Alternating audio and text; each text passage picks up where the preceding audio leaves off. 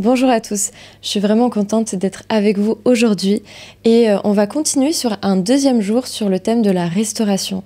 Et pour ça, il y a vraiment un texte que j'avais à cœur, que j'ai lu récemment, c'est 1 Roi 17, où pour la première fois, Élie rentre en place. Et à ce moment-là, Dieu lui demande d'aller voir le roi Akab et de lui annoncer qu'il va y avoir une grande sécheresse. Il n'y aura plus de pluie jusqu'à temps qu'il y ait repris de nouveau pour que la pluie revienne. Et à ce moment-là, Dieu demande au prophète Élie d'aller se réfugier dans le ravin du torrent de Kérit du Jourdain, où là il pourra boire avec l'eau du Jourdain, du torrent, et il sera nourri par des corbeaux le matin et le soir. Et on peut se dire à ce moment-là, quand on voit Élie dans cette situation, il va rester quand même un moment là-bas. Il a écouté Dieu, mais on peut s'imaginer à sa place qu'il y a un sentiment de solitude, parce qu'il va rester là quand même un certain moment, alors qu'il était cherché aussi par le roi Akab. Et on le voit aussi après dans l'histoire que Élie, il a souffert plusieurs fois de solitude en disant qu'il est le seul prophète qui reste, alors que non, Dieu lui dit non, tu n'es pas le seul qui reste. Et on va voir vraiment différents moments où il a ce sentiment qui vient en lui. Mais il y a un moment donné où l'eau n'est plus. Du coup, Dieu va lui dire de partir et d'aller à Sarepta, et que là, il y a une veuve qui va pouvoir prendre soin de lui. Dieu a demandé à cette veuve de pouvoir le nourrir. Et quand il y va, il va voir cette veuve et il lui demande du coup à boire, elle lui donne à boire et il lui demande du pain. Et à ce moment-là, au verset 12, du coup, 1 Roi 17, 12, il est dit, mais elle lui répondit: aussi vrai que l'Éternel ton Dieu est vivant, je n'ai pas le moindre morceau de pain chez moi. Il me reste tout juste une poignée de farine dans un pot et un peu d'huile dans une jarre. J'étais en train de ramasser 2 bouts de bois. Je vais rentrer et préparer ce qui me reste pour moi et pour mon fils. Quand nous l'aurons mangé, nous n'aurons plus qu'à attendre la mort. Donc là, on voit aussi une autre situation où il y a cette veuve, du coup, qui est seule avec son fils et qui a ses propres défis à cause de la sécheresse, a amené une sévère famine. Et là, elle est prête à mourir avec son fils. Et Élie lui dit quand même de lui préparer ce pain.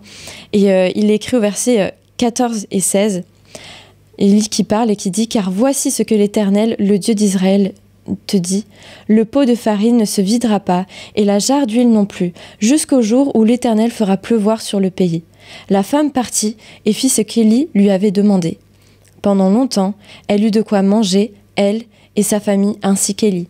Le pot de farine ne se vida pas et la jarre d'huile non plus, conformément à la parole que l'Éternel avait prononcée par l'intermédiaire d'Élie. Je trouve vraiment cette histoire magnifique dans le cadre de la restauration, parce que Dieu a béni la veuve au travers d'Élie. Il a amené une restauration où elle n'a pas eu besoin de manquer de nourriture. En fait, Dieu a pourvu au travers de la présence d'Élie, où ils ont eu à manger tous les jours. Et Dieu a honoré aussi son geste de foi, où je me dis, en tant que maman, surtout, on veut tellement tout donner aux autres. Et là, je me dis, il reste juste un peu à manger pour elle et son fils. Je me dis, à sa place, je donnerais en premier à mon enfant, et puis après je mangerai le reste qu'il y a. Mais là, elle prend par la foi cette parole, et puis elle va donner aux serviteurs, aux représentants de Dieu en premier.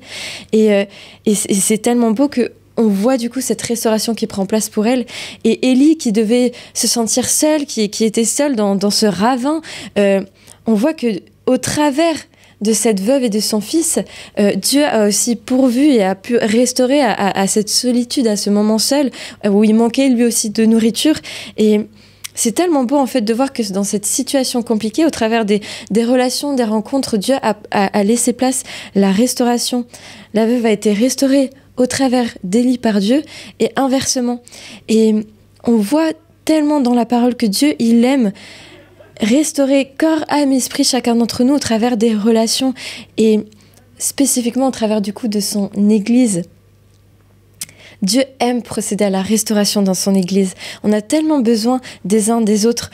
Ça me fait penser à une histoire personnelle où il y a un moment donné, il y en a certains qui savent, j'ai passé par plusieurs défis de santé, et il y a un moment donné où ça allait effectivement vraiment pas bien du tout, et j'ai pu être blessée au travers de certains chrétiens qui disaient: oui, tu es toujours malade parce que tu jeûnes pas assez, parce que tu pries pas assez, parce qu'il y a un lien spirituel qui est là et tout ça, et plein de paroles comme ça qui ne sont pas volontairement méchantes, mais qui peuvent blesser parce qu'on est déjà face à plein de défis différents, qu'on n'a pas besoin de ça en plus pour culpabiliser, pour d'autres choses.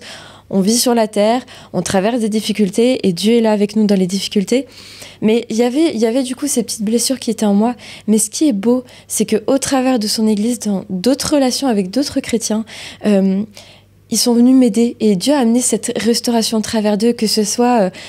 j'avais pas d'énergie pour faire à manger parce que j'avais pas cette force, cette santé. Il y a une famille qui a eu à cœur de me faire plusieurs fois des repas, que ça soit des amis qui m'ont aidé à faire des activités en fonction de mes capacités physiques. Un couple qui eux-mêmes étaient passés par la maladie et qui nous ont aidés, qui nous ont suivis avec Caleb pour savoir comment gérer ça dans le mariage, parce qu'à ce moment-là, on n'était pas encore mariés. Plein de situations comme ça où une personne, une chrétienne qui était médecin et qui a pu me donner des rendez-vous spécifiques pour pouvoir m'aider à avancer dans le processus. Et Dieu a permis cette restauration au travers de son église par d'autres personnes. Et c'est tellement beau, Dieu désire tellement faire ça. Et on le voit tellement dans cette histoire avec Élie et la veuve de Sarepta, et surtout dans la suite, la veuve, elle va faire face à quelque chose de très difficile parce que son fils va mourir et elle se demande mais qu'est-ce qu'elle a fait, et elle va en parler à Élie qui est chez lui en ce moment même, et Élie va prier Dieu et son fils va ressusciter. D'ailleurs, c'est la première résurrection dans la Bible. Et là, en fait, on se dit waouh, mais il y a même eu cette résurrection, une restauration de la vie, et ça nous montre à quel point, même spirituellement, quand on est une église unie, on laisse place à la restauration dans nos vies. C'est puissant et c'est fort, et c'est tellement l'amour en fait de Dieu qui s'exprime les uns envers les autres. Et pour juste terminer ce moment, j'aimerais qu'on puisse prier sur 3 axes différents, qu'on puisse premièrement prier pour être toujours plus une église unie, pour pouvoir laisser place à cette restauration au travers de chacun d'entre nous. Deuxièmement, prier pour des amitiés matures et profondes, parce que c'est comme ça, au travers de l'amitié, au travers de l'amour de Dieu qui s'exprime, que la restauration pourra prendre place. Et troisièmement, je parle de la restauration au travers de l'Église, mais peut-être que justement, il y a une personne qui se dit « mais moi j'ai été blessée au travers de l'Église, donc pourquoi me parler de cette restauration-là » Mais comme je l'ai vécu, c'est possible qu'on puisse prier, que au travers de d'autres chrétiens, on puisse être restauré, prier pour une guérison si justement il y a une blessure qui est là en ce moment même, et choisir nous-mêmes personnellement d'avancer dans ce processus du pardon. Donc que vraiment on puisse prier pour ça, afin que Dieu puisse exprimer cette magnifique beauté de restauration au travers de son Église. En tout cas, je te souhaite un bon moment dans la présence de Dieu après, et bonne continuation dans ce jeûne et prière.